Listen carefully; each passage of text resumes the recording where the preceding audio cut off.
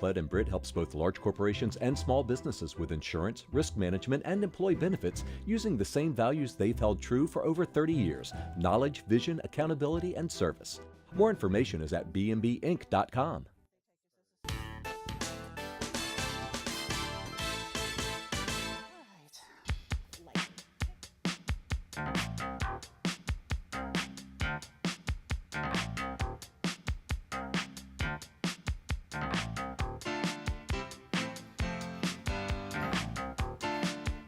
Hello, I'm Marcia Kavanaugh. Thanks so much for joining us.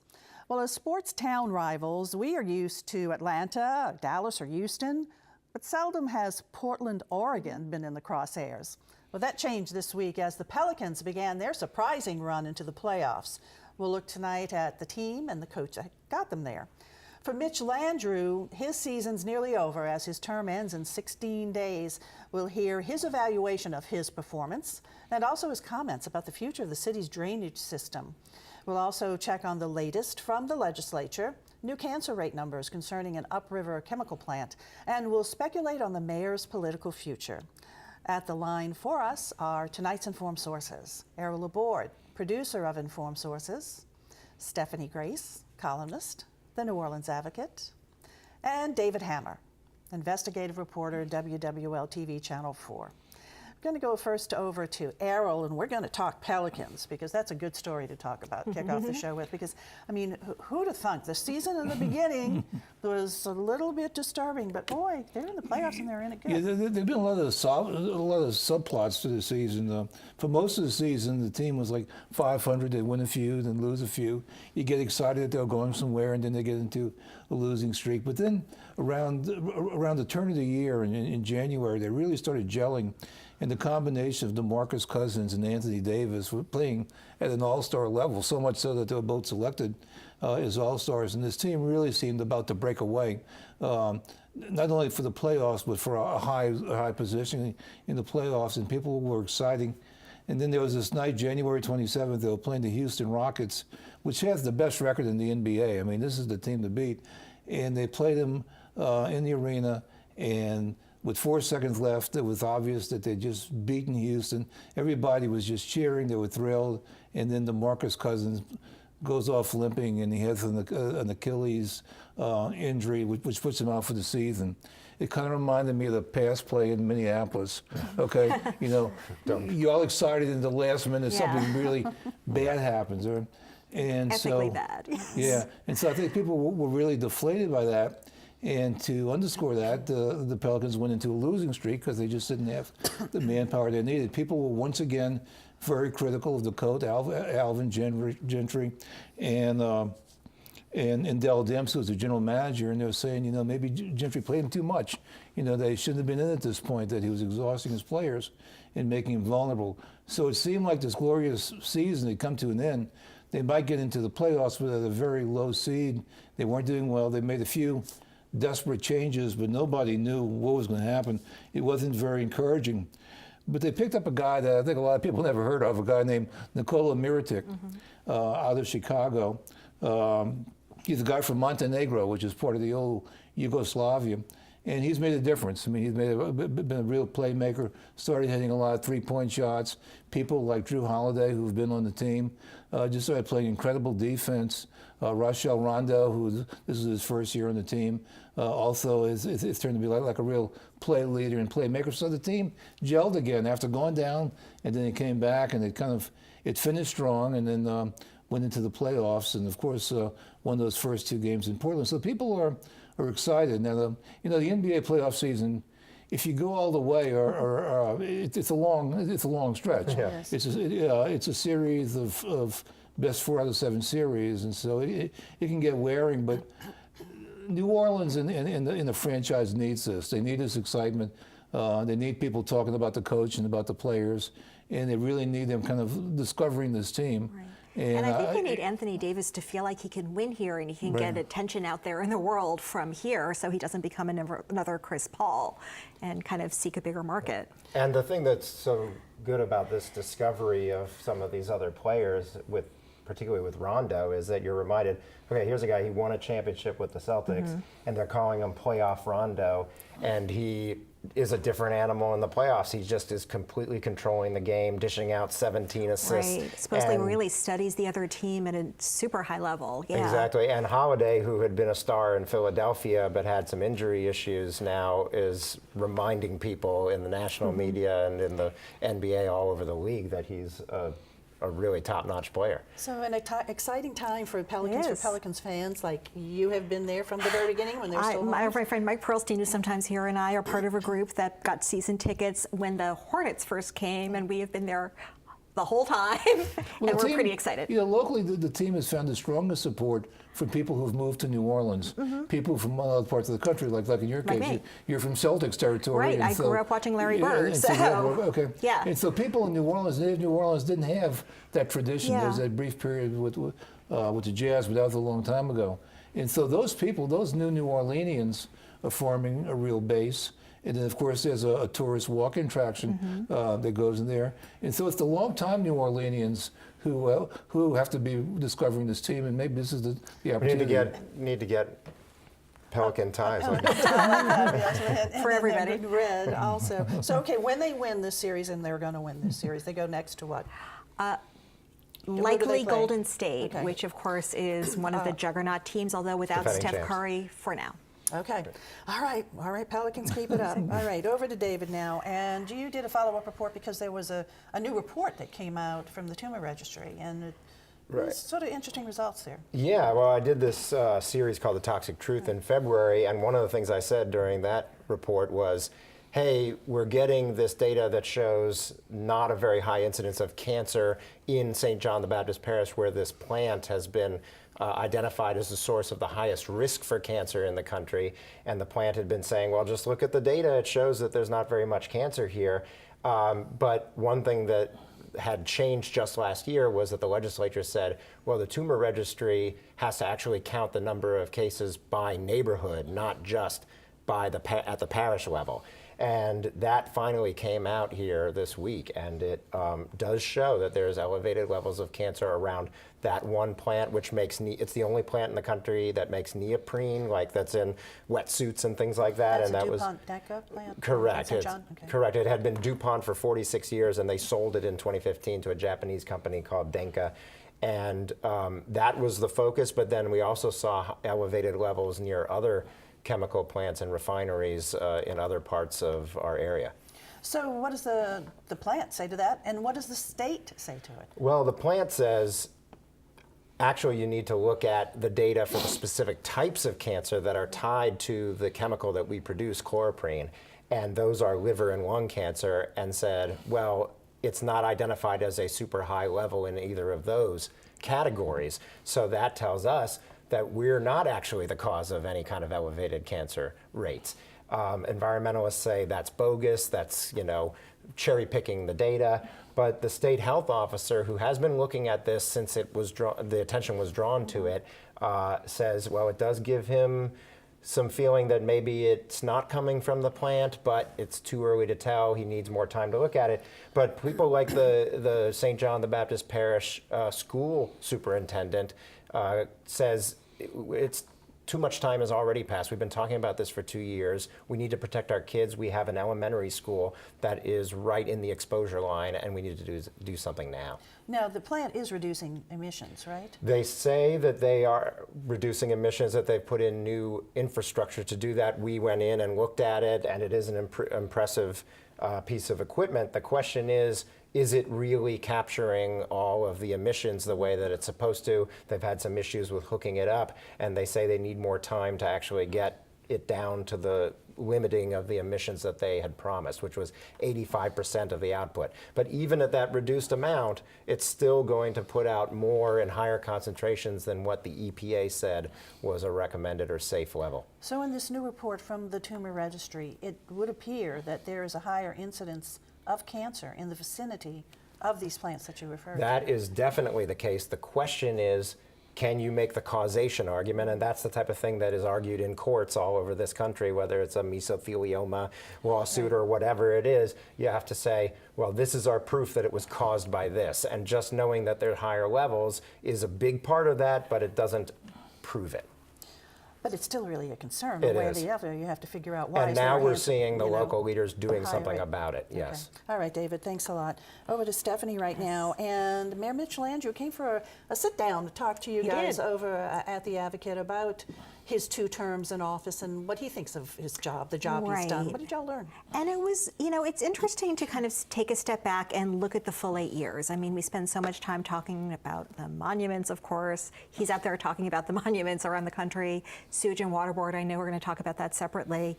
But put those 2 things aside, and if you sit down and you kind of think about where we were when he came into office in 2010, where we are now, I think it's hard to, I think you have to say it's pretty impressive. I mean, I think, you know, an awful lot happened. This will be looked back upon as a very consequential, you know, administration. All kinds of areas. Let's start with development, you know, new retail, Costco, the different, you know, shopping strips on Claiborne Avenue and Oak Street and Rampart and St. Roch Market. Big development items, big development projects either completed or coming online. I mean, they are soon going to be working on the Four Seasons Hotel at the World Trade Center. The airport is going to be open next year. The riverfront is going to be redeveloped, and now that they've done that land swap with the Public Belt Railroad. The area in Central Business District, all of the development that's All been of done, that, the done streetcar, of course, and Rampart, and all the development near the Superdome. Just the airport. I mean, the airport is something that has been tried. Several attempts from different administrations. It's being built. It's being built. It's supposed to open in 2019, and I think we're going to get a look at it. It sounds like pretty soon, he mentioned, which I'm excited about. What did he say, though, about NOPD and crime and response? I mean, you know, Sure. we teamed with you guys in 2015 with the NOPD call waiting, showing how exclusively under his leadership, since the hiring freeze that he implemented, there had been this huge increase in response times. He mentioned that he thought the fact that the media tends to focus on the hiring freeze is not the full story, because they have since had, I think he said 17 classes, I mean a lot of recruit classes they are now rebuilding. He talked a lot about the consent decree, which has been pretty, you know, successful. And of course NOLA for life and ceasefire and all the different crime prevention strategies. And you know, there are statistics that show getting better, that we're getting better. Of course, it's still a major concern and systemic concern. Well, considering when he came into office, Right. the city budget particularly was in shambles. And of the- course, that's something of course. that he'll say that the city budget was in shambles, and so he had to put a hiring. That's what he said at the He did, time, was yeah. that, you know, I was backed into a corner. It was but, going to be bankruptcy, basically. But then the And- question becomes, yeah. you know, you ended up passing millages later on. Right. Couldn't you have done that at the beginning, or was Right. it the political? You know, in terms of city budgeting, you know, of course, they did kind of right the ship. There were cuts. They've raised the credit rating. The credit rating is higher. They've done some things. He really wants to talk about some things that they've done to set the city on a better course long term, like settling the firefighters' pension, which has been a long-standing issue that kind of landed on his desk, like settling some of the consent decrees that have been out there lingering. Something else he kind of reminded us of, that, you know, Hanno was under federal control, is now back under local control. And also, you know, FEMA projects. I mean, that's been a huge part of this administration. That, you know, one of the things they did is they went back to the federal government and basically said, renegotiated some things and said the previous administration didn't ask for everything we're due. And they really got a lot of projects. You know, early in his administration, they put out lists of projects and dates and when they were going to get them moving. Because remember, so much wasn't moving under Ray Nagin. And, you know, if you look around now, you look at Joe Brown Park, you look at some of the community centers, you look at some of the public facilities that are spectacular compared to what we had before Katrina. Right. And, you know, I think that's part of the legacy too. Did he identify any things that he's sorry about in terms of not having accomplished? I think he would have liked to have gotten Six Flags, or the Six Flags, you know, property back into development. They said they came close, and there's still, you know, some hope that the people they were talking to, who they wouldn't identify, you know, may come back. Certainly Charity Hospital, the whole Charity Hospital corridor, he would have liked. He thinks that's going to be certainly important. I should mention the medical center too, while we're talking about that area. You know, not just the building, but the whole area is ripe for redevelopment. And of course, it's state property, and there have been several attempts to get it back online, and now that's LaToya Cantrell's problem, Right, so and you the state's problem. Look back, 2010. That's 8 years 2010, ago. There has been a lot it of was change in the city. quite a since lot. then. And again, you know, I can tell you there are cranes in the sky everywhere. There are sidewalks. I work in the CBD. It's hard to walk down the street because there's so much construction going on. We should call Ed Blakely and see what That's The right. cranes are actually in the Yes. sky and have been now for a while. Okay, so something that obviously is a really, really big issue is the city's drainage, and then also the Sewage and Water Board and its operations and its governance and what it's done right, what it's done wrong, what it needs to do. And the mayor talked about that this week, basically focusing on the drainage issue, and that's a very big task. Yeah, I mean, he came before the Sewage and Water Board for his final meeting as the chairman of that board, and said really what we've been saying since we did our investigation in the fall down the drain, showing that, you know, it should be the #1 priority, that this is long overdue, that drainage, he said, quote, should take priority over over every other thing we're doing in the city, was the quote. And that is, you know, that pretty much lays it out there for LaToya Cantrell. The question that we have is, you know, where has that attitude been for the previous 8 years? And one thing that we showed was that entirely under his leadership, they came into $150 million through FEMA, through a program to restore or improve the power generation, which was so critical to the failures in August 5th and July 22nd and October 2nd, and subsequent problems that they've had. And the decision was made instead to repair 100-year-old equipment. And he's saying now what we said then, which he kind of took issue with then, now he seems to be adopting that as the course of action. We can't repair our way out of it, basically. Yes, He's exactly. saying start a whole new system now, a whole new drainage system. That's monumental. Right. And it's going to have an incredible price tag.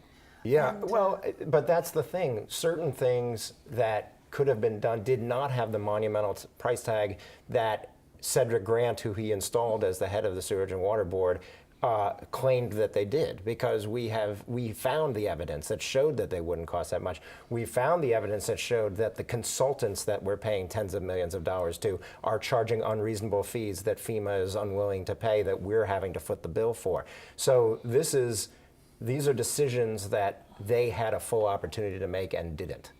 And I remember particularly you focused on, was it a turbine that a new one could have been built as opposed to being repaired? Well, That and that's was true not for right. any of the 4 old-fashioned turbines that they have and are still trying to fix. But there was one in particular that they say now will be online maybe by June, that just keeps getting kicked back, and it's been out of service since 2012. And while pumps are certainly, you know, a major component of a drainage system, the power really is the most important thing, because the pumps won't work without Exactly. power. The pumps are the end. You know, they talk about the envy of the world when they were developed back in the 19-teens, and they were done right here in New Orleans. But they are dummy pumps, basically. They don't operate unless they get the power, which they produce in-house. And there's also things that they could do to have a backup source of power, or actually a primary source of power with backup from their production at the power plant, by having a dedicated power station from Entergy, which also I talked to the mayor about and said, how much would this cost? He said $100 million, but we had evidence that it would only cost something on the order of 10 to 20 million, and that was another opportunity missed so far that they still got to try to take care of. So this drainage issue is a major one for the incoming administration. Yeah, absolutely. And the question is, can they get some steady leadership there? They've had a series now of interim leaders since the removal of Cedric Grant after the flooding. And they need some steady leadership, and they need to get their house in order over there. Very important issue. It is an important issue. Yeah. I mean, certainly the safety of everybody in the streets is an important issue, but we got to keep the streets dry in order for the city to operate at all. Right, absolutely. And people remember how harrowing that experience Yeah. was. Okay, all righty, David, thanks a lot. I have a feeling you're going to be continuing to report on that for us. No doubt. Stephanie, our legislature. Yes. Yes. What's Still being going. accomplished? Yes, it's still going, and Yes. is anything getting done? Sort of. I mean, things are starting to sort out into like, this is not going to happen, this is going to happen. We still don't know if a budget's going to happen for this year. That's probably, we're moving towards a special session, but that's not settled yet. Of course, the big fight over funding hospitals versus funding TOPS.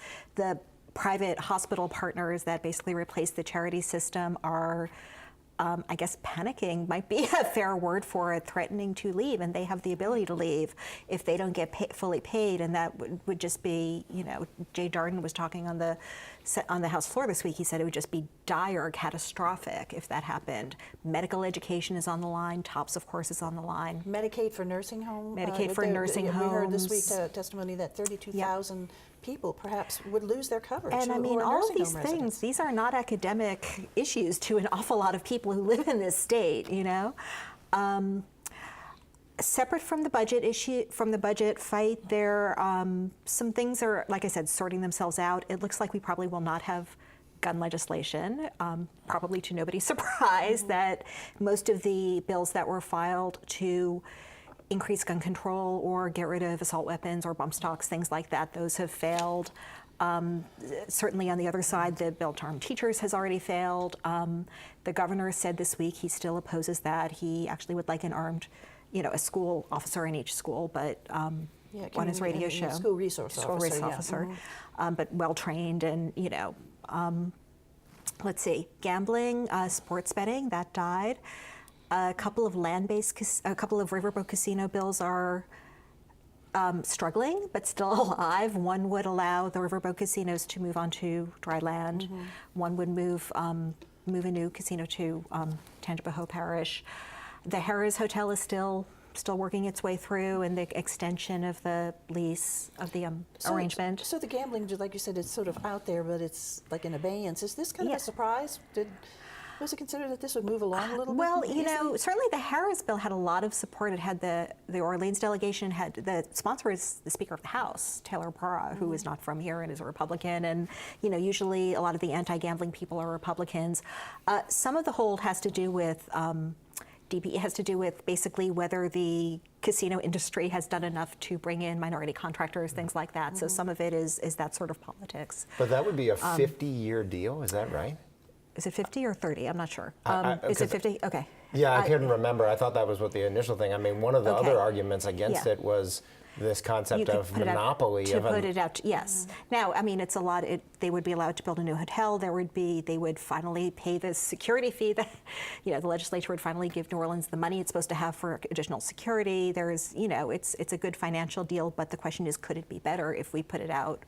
If we'd let others compete for it. All right. But again, does seem to be a lot of momentum behind it. Death penalty. Also Death penalty is we're keeping the death penalty. Okay. Is let's see, one bill that I've kind of been following that died this week, which was a little sad, was I guess people call it lunch shaming, and that is the question of whether, you know, if there is a child whose parents have not been able to pay for their school lunches, you know, do they have like a cold meal instead? You know, basically, do you kind of single out the child? And this would have prevented that. The school boards thought it was an unfunded mandate that did not pass. Okay, all right. Well, we'll And keep up still with more it. to come.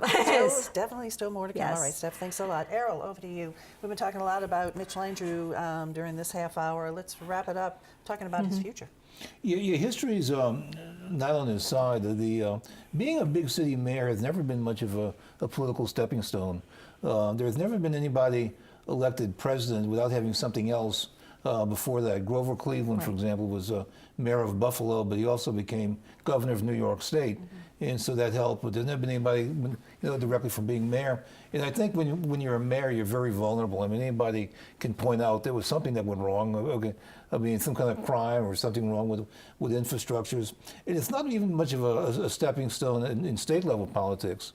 Usually urban areas tend to be more liberal, so a big city mayor is going to be more liberal. States which have rural areas and suburbs tend to be more conservative. And there's never been a mayor of New Orleans elected governor. Delisle Morrison, who was a very effective mayor of New Orleans, tried 3 times and finished second, but could never be elected. And so outside of I don't even know if in the city if there's that much possibilities. His best bet would be for a Democrat to be elected president, and then to be appointed, as happened to his dad, who was appointed by Jimmy Carter to be Secretary of Housing and Urban Development. That's a good mayor's job to have. And so if that would happen, if a Democrat be elected, if he'd be appointed to that, then that would give him national exposure. The thing is, there's a lot of other ex-mayors out there too, who are kind of eyeing that position. So I think he needs something like that. He's an attorney, and so it could be a judgeship possibility. Probably the thing that he could be most electable for would be in local politics if there was one of those appeals court judgeships where you have a low turnout and he has high name recognition. Which again is what his dad did. But the problem is people with type A personality just get bored with that kind of judgeship, as I think happened to us. Speaking of judgeships, I thought you mentioned in your column this week about him supporting Wendy Vitter, which was really surprising. Interesting if you're kind of making your move in national Democratic politics. Yeah, that was odd, didn't you think? It was, obviously they know each other well. The Landrieux and the Vitters know each other well. They all grew up in Broadmoor together. Has not always been a friendly relationship politically. And again, I don't think he had to do it. So that was interesting. And that was, of course, before she made the comment about Brown versus Board of Education, which kind of well, it was a safe crazy thing national. that a Democrat wouldn't be nominated for that judgeship. Right, so whoever it's going to be is going to be a Republican. But it's an unusually controversial Republican, and he didn't need to do it. And if you're looking at national Democratic politics, you do have to kind of start focusing on the abortion issue. And Wendy Vitter's, one of the knocks against her is that she has been so outspokenly anti-abortion. That's well, back to Mitch Landrieu. I mean, he's going to be leaving office as mayor soon, but he's certainly out there in the national sphere I can tell you what he said when we asked him at our meeting. We asked him what we thought his future was, and he said he does not see himself running for state office. He certainly left the door open to doing something in national government. Well, we put him in the national sphere as the monuments issue. So, if he says on the one hand, I don't want to talk about it, but on the other hand, he's been talking about it. Right. And plus, he wrote a book. And I don't think that's a given that that's going to cause a real groundswell of support. I think there are a lot of different opinions out there, and some people are looking for some sort of middle ground on that type of issue. So, okay, he's having a moment though. He's doing very well on the talk show circuit these days. I got to end that discussion now because we have to look ahead. Okay. Thanksgiving night is usually a time when people just want to be passive and rest from the day before. Not in New Orleans this coming Thanksgiving, because the Saints are playing Atlanta at home. Yeah. It's going to be on television. So it's going to be probably the most active night of the whole year. And so rest up and get ready for Thanksgiving night. Right. Got the months to do it. Okay, Steph. One more Landrieu note. He mentioned this at our meeting. For the first time in I don't even know how long, when he leaves office, there will not be a Landrieu in public office. Wow. Yeah. Not married. His sister Madeline became the dean at Loyola Law School. Yeah. Quite true. Okay. And today is the 8th anniversary of the Deepwater Horizon explosion and the subsequent BP oil spill. And there are thousands of people who were injured or made sick by cleaning up the mess who have still not been paid. So I'm looking at that. Okay. Thanks a lot, guys, for being here. Thank you all for joining us. Of course, we want to see you again next week for Informed Sources. Have a good evening.